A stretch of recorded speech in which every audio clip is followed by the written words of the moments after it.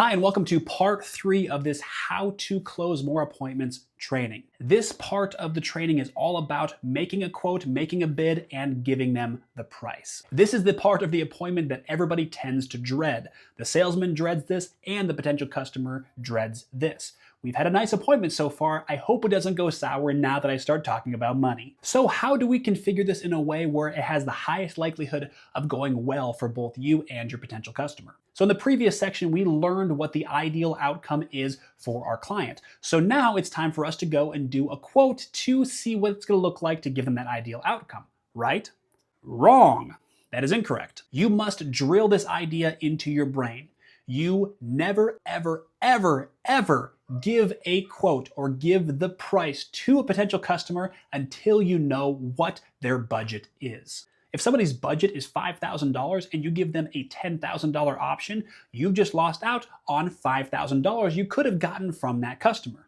Conversely, if you give somebody whose budget is $20,000, you give them a $5,000 bid, you've just lost out on $15,000 of potential revenue you could have driven to your business. So that being said, we need to figure out what this potential customer's budget is. The most traditional way of doing this is by simply asking your customer, what is your budget? Now, utilizing this method is better than not asking at all, but it comes with problems. The first problem by simply asking what their budget is that we know that your potential customer is not stupid. They know that you're asking them this so that you can price your product accordingly. And there's fear associated to this. If they throw out a number of $10,000 and all of a sudden you come back with a $9,999 solution for them, they're going to feel like you are trying to gyp them. So in many cases, this question will actually offend your potential customer, and then now we're starting to get bad vibes in our appointment, which is no good. However, even if this question does not give your potential customer bad vibes, they want to protect themselves. Right? They want to make sure that they are not overextending themselves. So if the customer has, say, in their mind, a $10,000 budget, by you asking their budget, they're not going to say, I have a $10,000 budget. They're going to hedge on the air of caution and say, I have a $5,000 budget. That way, if you come in and you offer your services for $4,999, you feel like you win, Mr. Salesman, but the customer secretly knows they would have paid $10,000 and you just lost on $5,000 worth of revenue. So I recommend not being that blunt. Don't ask specifically what their budget is.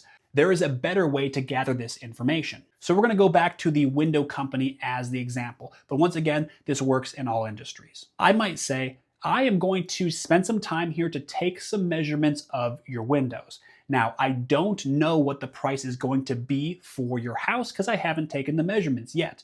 However, I've worked on similar types of houses, and based on my experience, I would say that the price range on your house will be between $10,000 and $15,000 most likely. And I'll wrap this up by asking them, is this a comfortable range for you two? Now, when I throw out this range, I typically do a high range. Now, in this example, I chose 10 to 15,000 as an arbitrary number, but you could say 50 to 60,000 or 500 to 600,000, depending on what your industry is. You understand what I'm saying.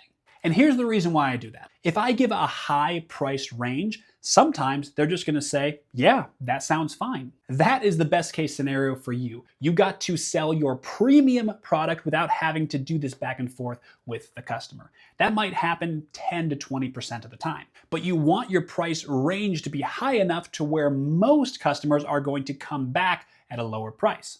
So I say, hey, typically we're between $10,000 and $15,000 for this service. Is that a comfortable range for you? If they come back and say, well, no, that's not a comfortable range for me, then I can come back to them and say, oh, okay, well, what is a comfortable range for you? By using a range and by using a high benchmark, that allows your customer to come back to you and give you maybe not an exact price, but a range that's more comfortable for them. Using the tactic that I just described to you, that allows you to overcome the objections before we get to actually giving them the final bid. Now, that doesn't necessarily mean that you're going to have zero objections when you give the final bid, but this helps us to get the major ones out of the way before proceeding. Now, section 4 of this training is how to overcome objections, so I'm not going to teach you in this video how to overcome these objections, but what I will say is this. Do not proceed to give them a quote until you've handled all of these objections. If you guys get stuck with an objection, then there's no reason for you to move forward, because you can do all the work to get them a quote, but if they're going to object with this known objection anyways, then it's not worth your time. So at this portion of the appointment, you need to work together with the customer to overcome these objections before proceeding. All right, so now that we have overcome all of their objections and we know what their price range is, I can proceed to do a quote. And I totally understand that every industry is a little bit different, but if at all possible, you should do the quote right there on site with them. You should not leave and come back to give them the price. If you leave and come back, you're going to have to go through the entire rapport building all over again. And then all of these yeses that you've built momentum on are going to go to waste. So do the quote on site with them. Now, if you are working with a potential customer that agreed to the higher price range that you threw out to begin with, then simply do a quote and make sure that that quote fits within that price range.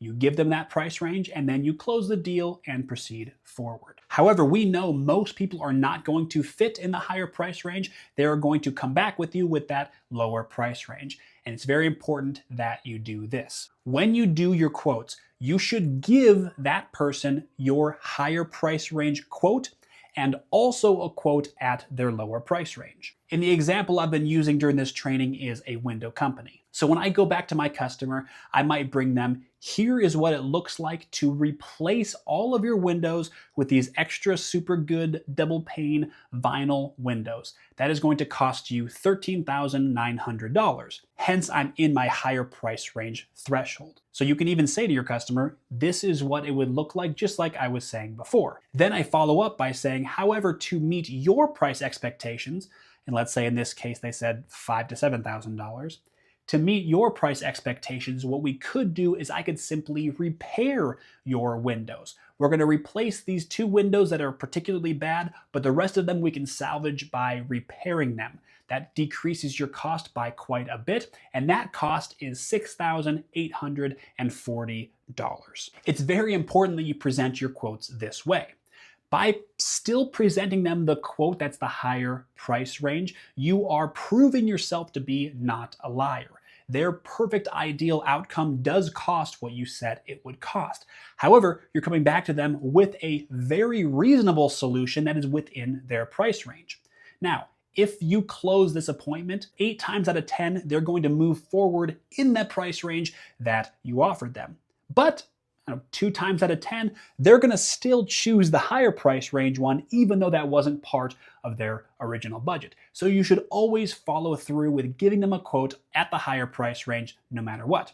And then modify your quote, take things away from your quote until we get their price expectations. Now, this is the dreaded part of the appointment where you have to close them. It's really hard to be closed and it's hard to close. But the way that we've set up this appointment makes this portion actually really easy. We're very aware of their price expectations and we've given them a quote that fits in their price expectations. We've already handled most, if not all, of their objections before we ever even gave them the quote. So this part kind of becomes the most simple part of the appointment. You can simply give them the quote and then ask them, are you ready to move forward with me? And because you've done all the work prior to the quote, the likelihood of them saying yes is sky high.